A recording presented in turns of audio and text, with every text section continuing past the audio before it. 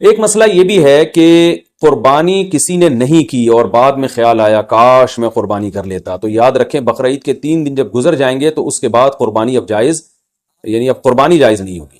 کیونکہ وہ 3 دن گزر گئے، قربانی کا ٹائم ختم ہو گیا۔ اب آپ نے اگر جانور ذبح کیا تو اس کا سارا گوشت آپ صدقہ کر دیں، اور بہتر یہی ہے کہ جانور کی قیمت صدقہ کریں آپ، کیونکہ اب قربانی کا ٹائم چلا گیا۔ تو اس لیے بقرعید کے 3 دنوں، پھر وہ اگلے سال بقرعید میں بھی نہیں ہو سکتی قضا اس کی، تو بس بقرعید کے 3 دن کے اندر اندر تو جانور ذبح کرنا ہے۔ اگر آپ نے ذبح نہیں کیا اور آپ پر قربانی واجب تھی، آپ سے غلطی ہوئی ہے، تو اب 3 دنوں کے بعد آپ نے کیا کرنا ہے، اس جانور کا یعنی اس جانور کی قیمت آپ صدقہ کر دیں۔ اب جو ہے وہ قربانی کا ٹائم چلا گیا۔ اور یہ بھی یاد رکھیں، اس پر بہت مضبوط دلائل ہیں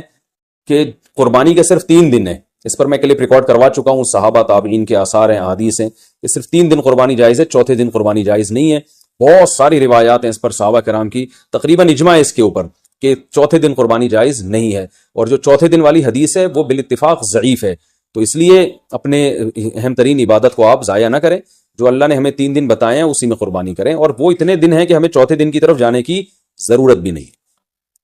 لیکن اگر کوئی کر رہا ہے تو بحث مباحثہ نہ کریں، لڑائی جھگڑا یہ بھی اچھی چیز نہیں ہے، آپ خود احتیاط کریں، صرف 3 دن، اور جتنے لیٹ کریں گے قربانی کا ثواب کم ہوگا، پہلے دن سب سے زیادہ، دوسرے دن اس سے کم، تیسرے دن اس سے بھی کم۔ اچھا بھائی، اور مسئلہ کیا ہے کہ قربانی میں عقیقے کی نیت کرنا، یہ سوال بھی بہت پوچھا جاتا ہے۔ بالکل جائز ہے، آپ ایک گائے لے کر آئے تو آپ اس میں اپنے بچوں کا عقیقہ بھی کر سکتے ہیں، اور قربانی کا یعنی بیٹے کا، لڑکے کی طرف سے 2 حصے ڈال دیں اس میں، اور ایک اپنی قربانی بھی کر لیں، یہ بھی بالکل جائز ہے۔ اچھا بھائی، اور نابالغ اولاد کی طرف سے قربانی، دیکھیں جو نابالغ اولاد کی طرف سے قربانی ہے اگر تو انشاءاللہ اس کو ثواب ملے گا، قربانی وہ آپ ہی کی طرف سے ہوگی، تو یعنی آپ ہی اس قربانی کے مالک ہیں، تو کیونکہ جو نابالغ ہے نا اس پر قربانی بہرحال واجب نہیں ہوتی، چاہے وہ کتنا ہی مالدار کیوں نہ ہو، اور اگر بالکل ہی چھوٹا بچہ ہے تو پھر اس کی طرف سے قربانی کا مطلب یہ ہوتا ہے کہ آپ خود ہی بس قربانی کر رہے ہیں، تو وہ قربانی کا اہل نہیں ہے، اس کی طرف سے قربانی نہیں ہوگی۔ ہاں اگر وہ سمجھدار ہے، بلوغت کے قریب ہے، تو پھر اس کی طرف سے قربانی ادا ہو جائے گی، اگرچہ اس پہ واجب ہے نہیں ہے، تو یہ کر سکتے ہیں، اس میں کوئی حرج نہیں ہے۔ اچھا، ایک اہم مسئلہ یہ بھی ہے کہ اونٹ کو ذبح کرنا یہ سنت نہیں ہے، اونٹ کو نہر کرنا سنت ہے،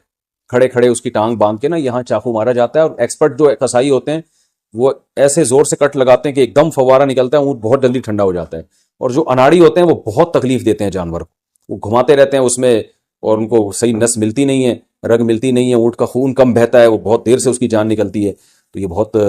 جو ہے وہ اچھا کام نہیں ہے جانور کو تکلیف دینا۔ آپ صلی اللہ علیہ وسلم نے حکم دیا ہے کہ جب تم میں سے کوئی شخص جانور کو ذبح کرنے کا ارادہ کرے تو اسے چاہیے کہ جانور کو راحت پہنچائے، اس کی راحت کا خیال رکھے، وہ اس کی اذیت نہ دے، تکلیف نہ دے، اور آپ نے یہ بھی فرمایا کہ اپنی چھری کو پہلے تیز کر لو تاکہ جانور کو تکلیف نہ ہو۔ بعض لوگ یہ کر رہے ہوتے ہیں، جانور کو لٹا کے چھری تیز کر رہے ہوتے ہیں، وہ بھائی پہلے ہی کر لیتے یہ کام، اس کو آپ نے جو لٹا کے اتنی تکلیف دی ہوئی ہے، یہ ٹھیک نہیں، یہ ٹھیک عمل نہیں ہے۔ تو جانور کو راحت دینے کا ہمیں حکم ہے، تکلیف سے اس کو بچانا ہے ہم نے۔